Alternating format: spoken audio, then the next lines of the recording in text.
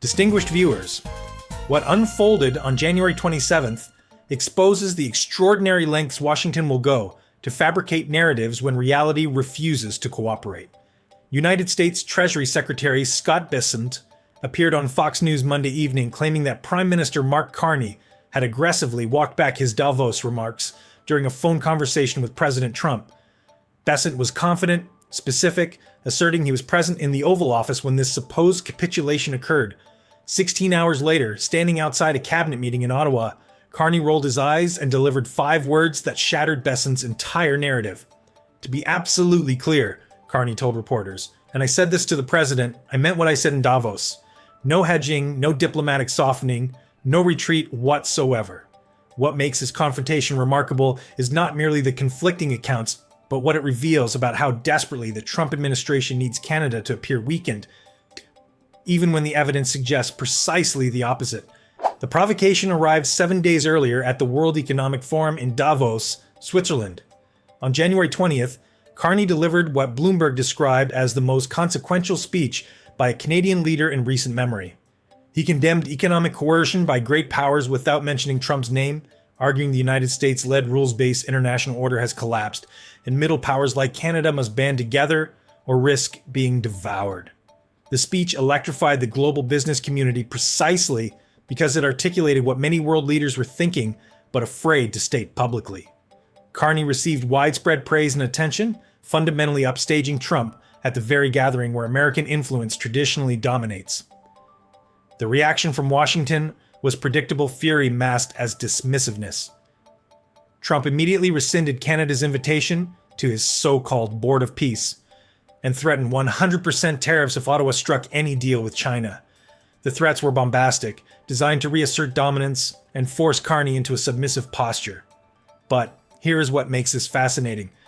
While Trump was issuing threats, Carney was actually executing strategy. Between his Davos speech and the Bessent confrontation, Canada finalized a landmark tariff reduction agreement, with Beijing slashing canola duties from 84% to 15% and unlocking $3 billion in agricultural exports. The timing was deliberate, the execution flawless.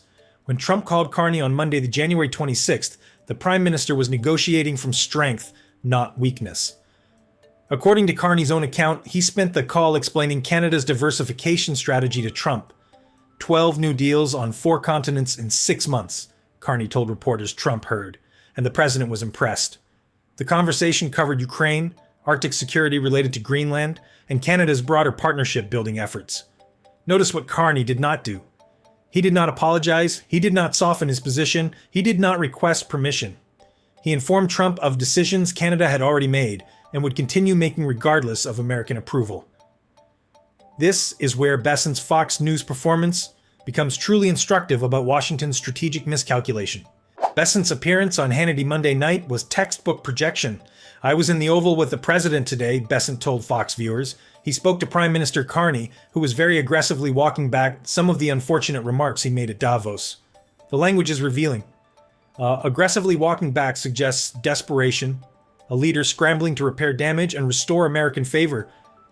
Unfortunate remarks frames Carney's Davos speech as an error requiring correction rather than a deliberate articulation of Canadians' strategic doctrine. Bessent went further, declaring of course Canada depends on the United States and insisting there is much more north-south trade than there could ever be east-west trade. The implication was clear. Canada has no choice but to remain subordinate to American economic priorities, and any attempt to diversify is either delusional or performative. Then came the most telling accusation. Bessent said Carney should stop trying to push his own globalist agenda. This is Washington's preferred narrative. Canadian diversification is not a rational response to American unpredictability, but rather ideological virtue, signaling intended to impress globalist elites. The problem with this narrative is that it contradicts observable reality. Consider what Canada has accomplished in the 6 months since Carney became Prime Minister. The China tariff agreement alone represents the kind of breakthrough Trump himself attempted and failed to achieve during his first term. Beijing reduced canola tariffs from 84% to 15%, opening markets American farmers lost years ago and never recovered. Canada secured rare earth minerals access and agricultural product flows that directly compete with American exports. Beyond China, Carney has signed agreements with Qatar on energy infrastructure, expanded partnerships with the European Union on critical minerals and green technology, and have deepened ties with India and Southeast Asian nations. These are not symbolic gestures or diplomatic pleasantries. They are binding commercial agreements with concrete dollar values and measurable impacts on Canadian GDP growth and employment. The diversification is real, it is accelerating, and it is fundamentally reshaping North American economic geography in ways Washington has not yet fully internalized. Now examine the timing of Bessent's Fox News performance. It occurred less than 24 hours after the Trump-Carney call, suggesting coordination at the highest levels of the administration. The goal was obvious: control the narrative before Carney could speak publicly, frame the conversation as Canadian capitulation, and reassert American dominance over the relationship. But Carney was ready.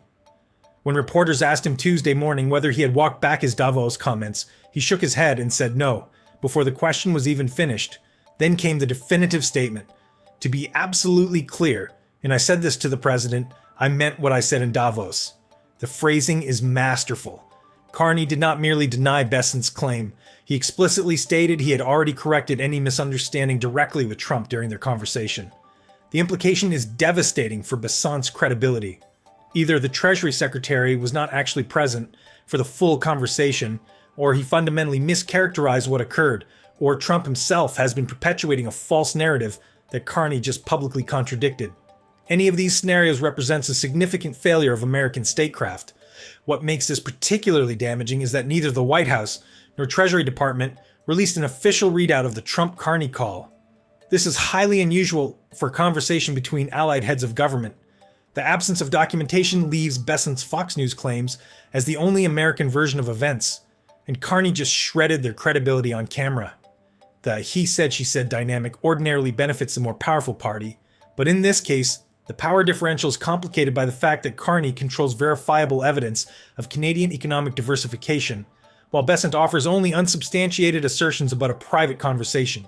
Defenders of the Trump administration will argue Bessent's comments reflect legitimate concern about Canadian economic vulnerability, regardless of what specific words were exchanged during the phone call. They will point out that 77% of Canadian exports still go to the United States, and suggest any diversification strategy is marginal at best.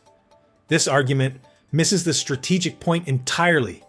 Canada is not attempting to eliminate dependence on the American market, which would be economically irrational and practically impossible. The goal is to reduce exclusive dependence, creating alternative markets that provide negotiating leverage when Washington attempts economic coercion. The China tariff deal alone demonstrates this works. When Trump threatened 100% tariffs on Canadian goods, Carney responded not by capitulating, but by finalizing agreements with Beijing that would partially offset American market access. Trump's threats suddenly carried less weight because Canada had options. But here is the cruel irony that Bessent and the broader Trump administration have not yet grasped. Every threat, every dismissive comment, every attempt to portray Canada as economically subordinate accelerates the very diversification Washington claims to oppose. Canadian business leaders who once viewed American market access as essential and irreplaceable now actively seek alternatives specifically because Trump has demonstrated that access can be withdrawn arbitrarily. The more Washington insists Canada has no choice, the more motivated Canadian policymakers become to prove otherwise. Bessent's Fox News performance was intended to embarrass Carney and reassert American dominance.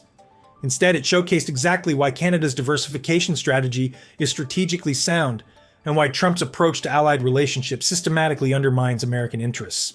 What January 27th revealed is not merely a disagreement over what was said during a private phone call, but a fundamental divergence in how Washington and Ottawa understand the current relationship.